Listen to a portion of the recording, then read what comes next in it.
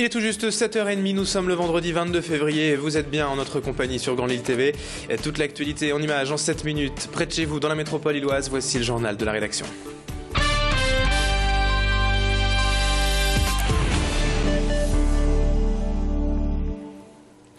Et on démarre tout de suite cette édition avec la signature hier à Lille de la deuxième convention de coopération entre le Pôle emploi et l'école de la seconde chance. Deuxième année donc que les deux acteurs de l'emploi et de la formation se réunissent pour aider les jeunes sans qualification. Concrètement, en fait, cette convention permet la mise en place de passerelles directes entre Pôle emploi et l'école de la seconde chance, avec donc des liens privilégiés pour les demandeurs d'emploi pour s'inscrire dans cette école et inversement des facilités pour trouver un emploi pour les jeunes sans qualification issus de l'école. Dans la métropole illoise, on dénombre encore plus de 6000 chômeurs de moins de 25 ans sans diplôme ni aucune qualification, soit 28% des jeunes avec un niveau inférieur au CAP et BEP. On écoute ainsi la directrice territoriale de Pôle emploi au sujet de cette convention et de ses avantages, Agnès Ménard, au micro de Tanguy Lécluse.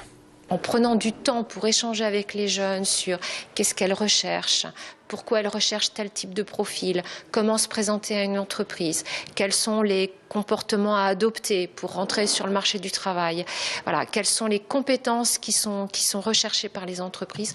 En général, ces dispositifs articulés avec des réseaux d'entreprises sont plutôt, permettent de construire plus facilement des parcours gagnants. À la une de l'actualité régionale également ce matin, le tireur fou de Lille, Nassim El Abouchi, a été condamné hier par la cour d'assises du Nord à 30 ans de réclusion criminelle. En décembre 2009, il avait, souvenez-vous, tiré sur plusieurs personnes en pleine rue du centre-ville, faisant un mort, un blessé grave et 2 blessés légers. Il a beaucoup été question de ses motivations et de son état de santé mentale durant son procès cette semaine à Douai. Mais l'accusé a finalement livré très peu d'explications sur ce geste de folie meurtrière et laisse à l'issue de ce procès douloureux les familles de victimes sans réponse. Et dans ce journal, retour à l'actualité sociale à présent avec ce mouvement de grève des salariés de la société Vision CHD. Hier à l'Homme, le tribunal de commerce de Lille devrait annoncer la liquidation judiciaire de l'entreprise le 5 mars prochain. Et ce serait donc la fin pour 72 salariés au total qui pourraient être touchés. Déjà en avril dernier, la justice avait placé la société en redressement judiciaire. Et fin novembre dernier, un premier plan de licenciement avait entraîné le départ de 43 personnes. Mais ce n'est pas encore suffisant donc pour Vision CHD qui perd sa clientèle depuis plusieurs mois déjà. L'entreprise est donc aujourd'hui très sérieusement menacée et ses salariés craignent pour leur avenir. Mathilde Espinas les a rencontrés hier. La fermeture de Vision était programmée depuis 3 ans.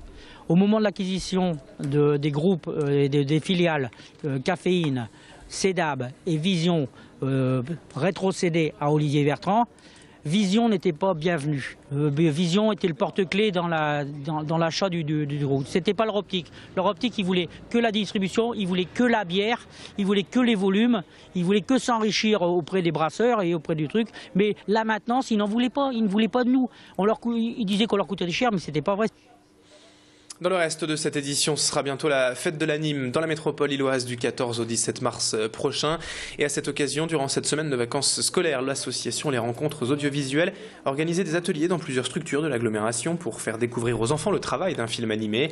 Ici, par exemple, au cinéma L'Hybride à Lille, des adolescents ont travaillé toute la semaine sur un projet de court-métrage avec l'écriture du scénario, le storyboard, la fabrication des décors, mais aussi le tournage, la prise de son et le montage, la production et la réalisation d'un court-métrage de A à Z.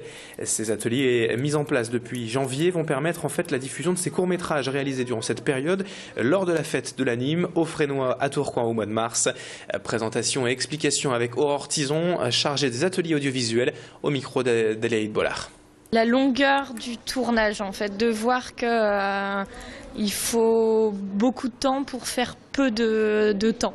Voilà, pour faire un film de 1 minute, il faut énormément de temps et ça, je pense que c'est assez dur pour eux et même le fait d'être hyper minutieux. C'est plus de l'éducation à l'image aussi, leur expliquer comment ça fonctionne et puis les différents types de... Parce que c'est vrai que les enfants, en plus, ils ont toujours tendance à dire on va avoir un dessin animé, alors que c'est pas forcément du dessin, c'est peut-être de la pâte à modeler ou même fait par ordinateur et pour eux c'est un dessin animé.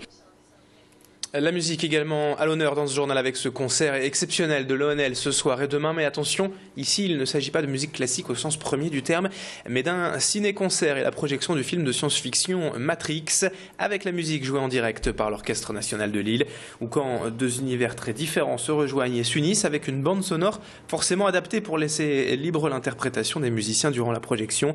Et bien sûr, tout cela rajoute de la force et de l'émotion au film. Une première en France, mais notez que les deux soirées aujourd'hui et demain affiche déjà complet. Alors sur Grand Lille TV, on vous propose quand même un extrait de ce ciné-concert classico-fantastique avec les explications juste après du directeur artistique de l'ONL.